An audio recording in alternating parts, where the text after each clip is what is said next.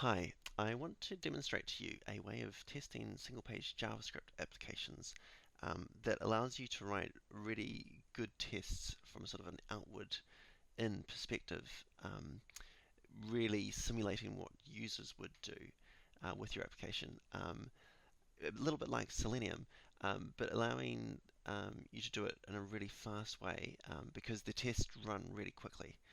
So you get quite quick feedback, which allows you to iterate really fast and have confidence in your test suite that you can make changes to your code base and verify that they've had a positive impact, and you can rectify any issues quite quickly.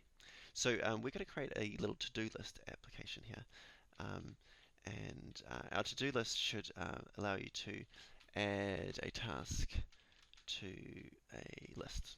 Now we're just using mocha here, so hopefully that's familiar to you.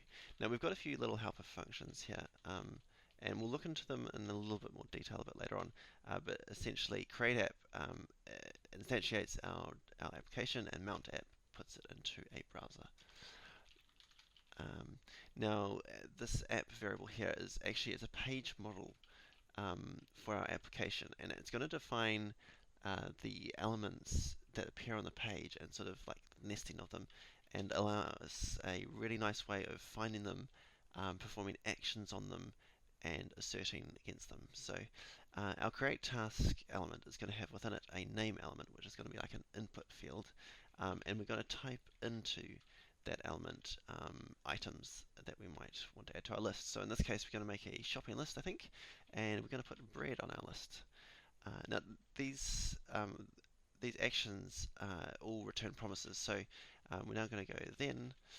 So once the promise resolves, then we're going to run some more code. So we're going to then go create task, and we're going to find the add button, and we're going to click on it, and that's going to add our task to the list. So once that's happened, we can then run some assertions. So we're going to say here that the app should have task names, and that should have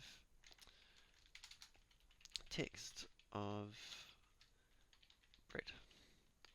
And we can also just put in here that length, like the number of elements that it finds, should be 1. So we can go ahead and save that, and we can also open up Karma. We'll just get that up and running, so we can start seeing some feedback from that. Okay, so you can see first of all, create task is not a function because we don't have that on our page model. Now I'm just going to bring the camera over here. I'm just going to put it in the background so we can see it later. Okay, so we'll jump into our page model now. And the page model is powered by a module called BrowserMonkey, which allows you to create these nested components, and then it also provides the actions and the assertions to perform. So we're going to create this component, and it's going to have a create task function on it, and so this is going to find our create task element, and it's going to just have a class name of create task. Okay, so we'll just go ahead and save that, and our test will run, and it'll say name is not a function. Now that's because, if you remember, we create task, and then we call name on it. So it's actually expecting for us to return a component. So this is a nested component that has a name function on it. So we're going to put that in there, and this is actually going to be an input field. So we're going to find an input of type text. Okay, so let's go ahead and save that. Okay, right, now the error we're getting now, it says it's expected to find create task. Now you might wonder why we didn't get that error already, because we called that method here. What actually happens with BrowserMonkey is that it's sort of lazy evaluated, if you like. So you can chain together all these, but it doesn't actually do anything until you perform an action or an assertion. So an action here is type in.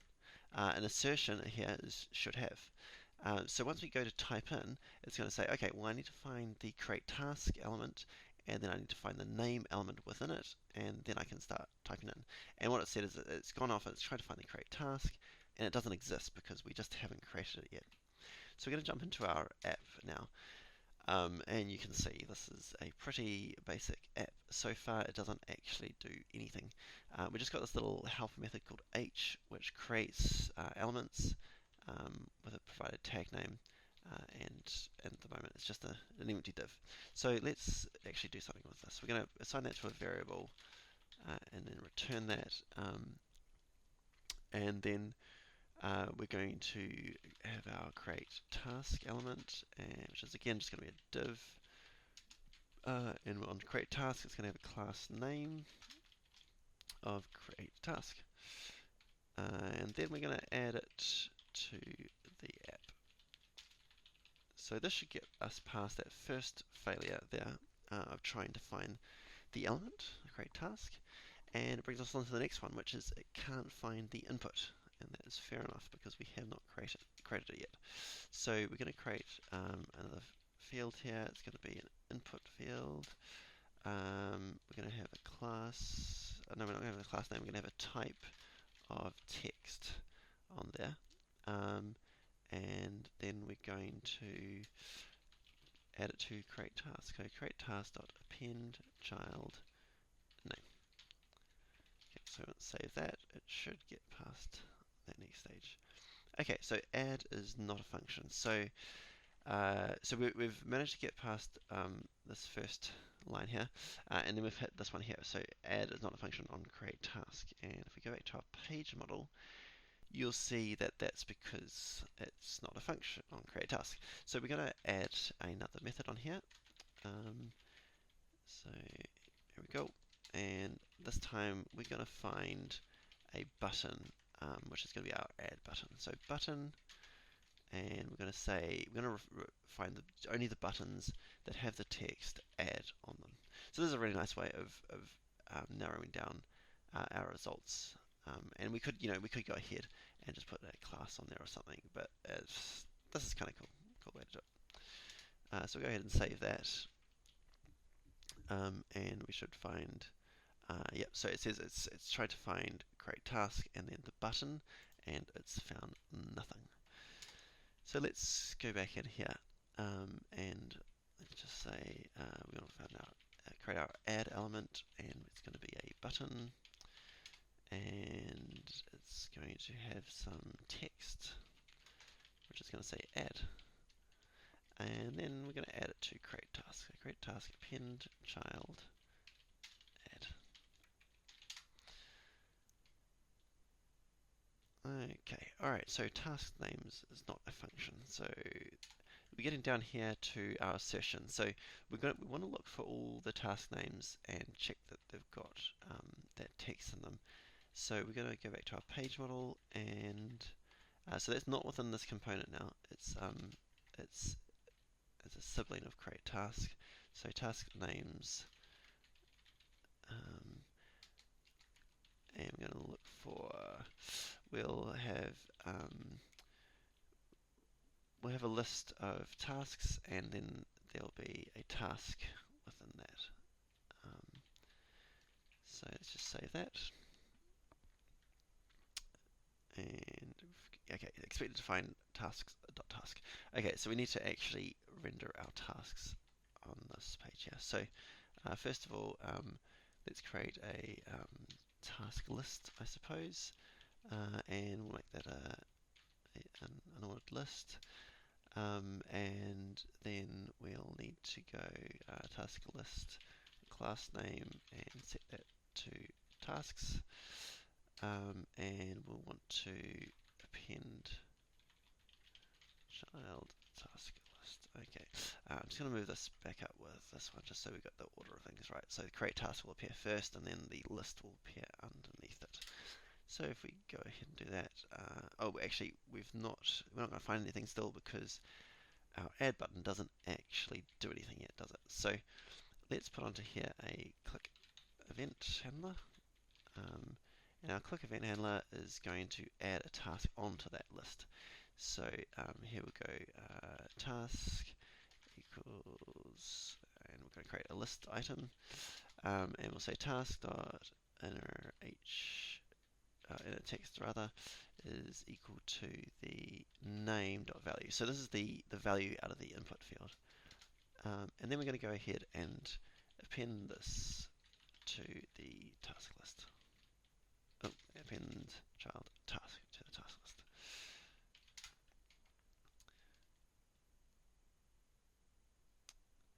Right, and we've not actually given it a class name, so it's not been able to find it.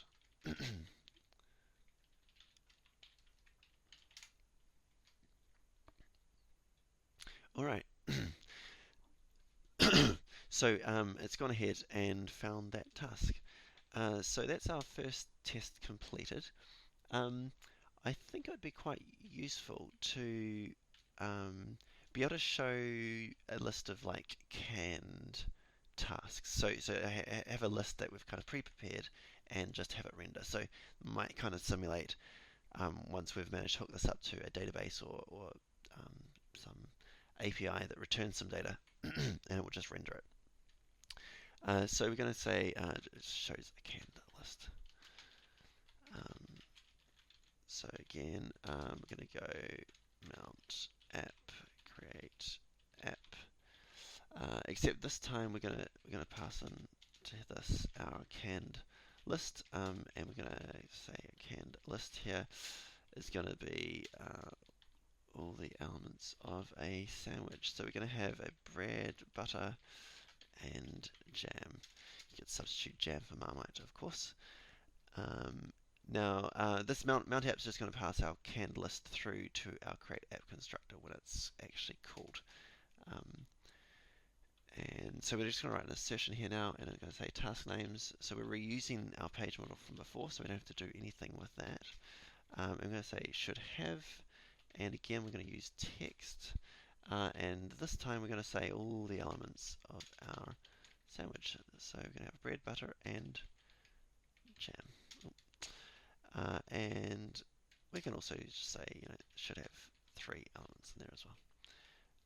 So we can go ahead and save that, and the first test passes, and this one fails because I can't find it.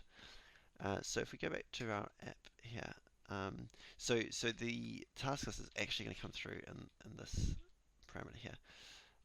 So we're going to have that list, and then I guess down here after we've created that task list, we should go list for each, and we'll call a function called add task to list.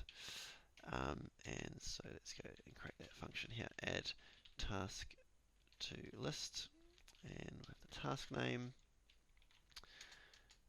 And this is going to do actually pretty much what this code here is doing on the handler. So what we'll do is we'll just refactor this and put it down here. And we're going to need to change this part here to be task name. And that should add all those tasks to the list. So we'll just go ahead and save that. And what I think we'll find is, yeah, so our second test now passes, but our first test actually fails. And it fails because it cannot read properly for each of undefined. So that is because when we run this for our first test, we don't actually provide any data to this list. So what we do is we'll just check to see whether it's got anything there, and if not, we'll just assign an empty array. So that should progress past that. And okay, we've got another error, can't find the task. Now that is because, of course, we've moved all of this code out. So now we can just call that function here, add task to list, and we'll pass in the value of the name.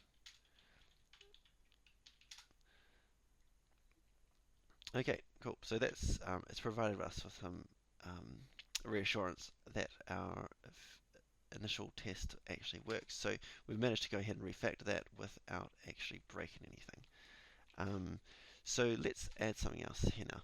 Let's add a way to actually save our list. So save the list to the server. So we don't actually want to go ahead and build a server right now. We can either assume for this demonstration that there is either a server that already exists that we can call into, or we're going to go and build it afterwards. But for now, what we're actually going to do is we're going to create a little mock server or fake server. It's more of a mock in this case. That we're just going to test that when we enter and some data and we press save, that the server receives a HTTP request with that data in it. So I'm just going to go ahead and nick some of this code here, and then we're going to go and create a server. So we go server, let's create server, and okay, so now I better bring in this other module. We've got a module called mock-xhr-router, and what this allows you to do is it uses mock-xhr-router itself uses a mocking library for XML HTTP request, and then mock-xhr-router gives us a nice API over the top of it for simulating server requests. So in this case, we're gonna want a post, so a post to save, and then we can put a handler on here, which will handle that post. So we could do other things as well. We could do a get, and we could provide a list of tasks from the server, and we could have them have named lists of tasks. So we could have named there, and then we could have our handler here that takes in a request, and then inside here we can write some code that does some things, and then it may return the body, which would be some data. So maybe we've got some fake data in a variable here, and we can say fake data, and we can look up the name of the list and get a fake list out from there. And we could do you can do things like the status code as well. So you could set it to be 200, or you could say maybe if it's if the fake data if the data exists for this particular one, then we could return 200. Otherwise, we could return a 404. And then we can write some code in our assertions here to say, when a 404 is received, it's handled gracefully. So we'll just get rid of that because we don't really need that right now. One of the ways we often use this mock-xhr-router is to create what's more of a fake, and actually create a partially functional server in JavaScript that runs inside the browser. So and it can be reused amongst different tests. So we'd pull this out into a different module and share it amongst the tests, and it kind of emulates the behavior of the server. In this case, we're going to use it more like a mock, and we just need to tell it that we're going to be expecting to receive a post with save, and then we're going to have our assertion for it actually down here. So we're going to say when someone clicks on the save button, then we're going to go and run the assertion. So we're going to say server should receive, and we're going to say it should receive a method of post on the URL of save, and the body should contain all the contents of a good sandwich, so bread, butter, and jam. Okay, so we'll go ahead and save that. And what we should find is that we have, save is not a function, so we've not actually added that to the page model yet. So why don't we go ahead and do that? So we're going to save here, and we're going to be looking for a button, and it's going to have the text save.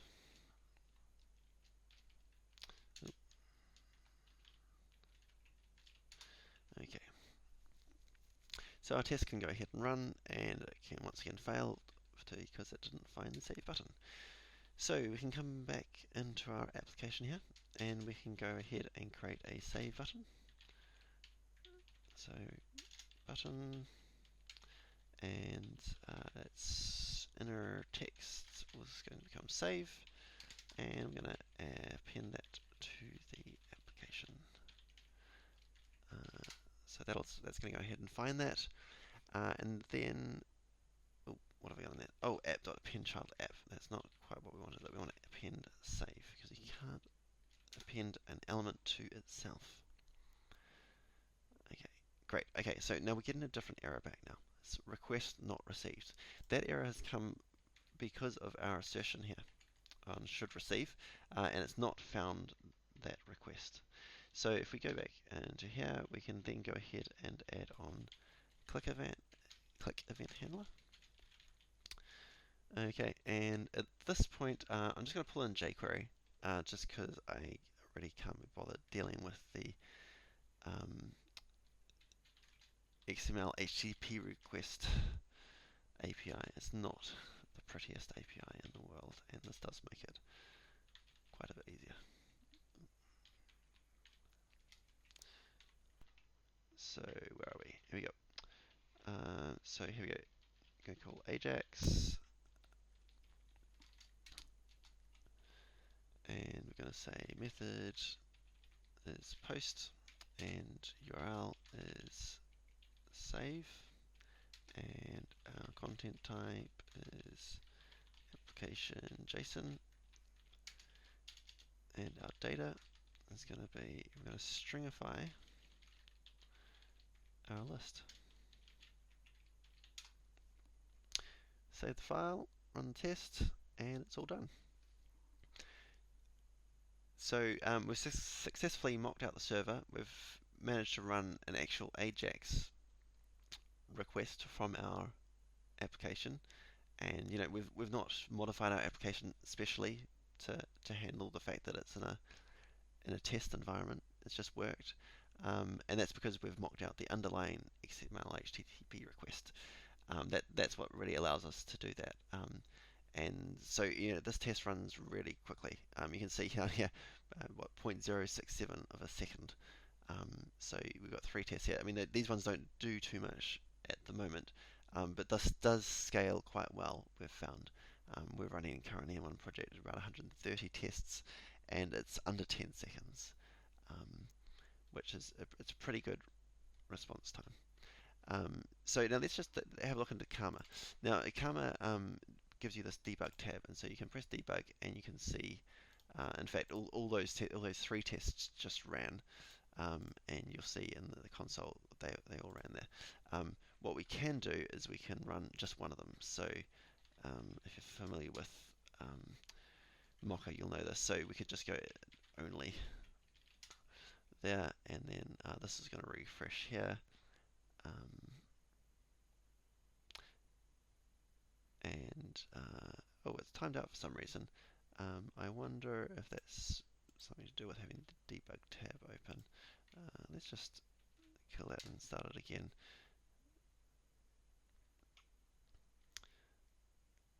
Karma is quite good, but sometimes it does just decide to die. So let's work this time, and let's say it should have just run. Yeah, it's just run the one test there. So it's got our list there. We can go and even modify this now, so we can put on some. We can put Marmite in there. I think that's really important to have. And then we could. Well, we can. What happens if we press save? Nothing actually happens if we press save. We can't actually see a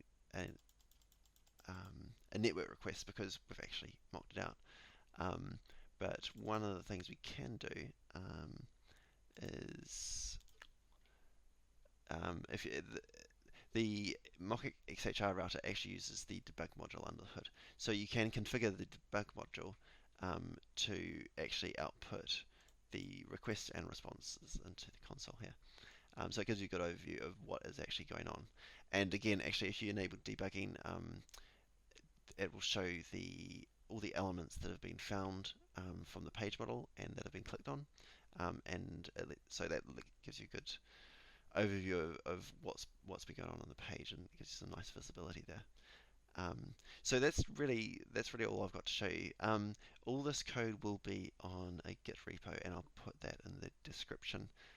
So check it out and have a little play. It's quite simple to get up and running if you've got Node installed already. And please do feedback on any questions or comments or suggestions that you may have. Cheers.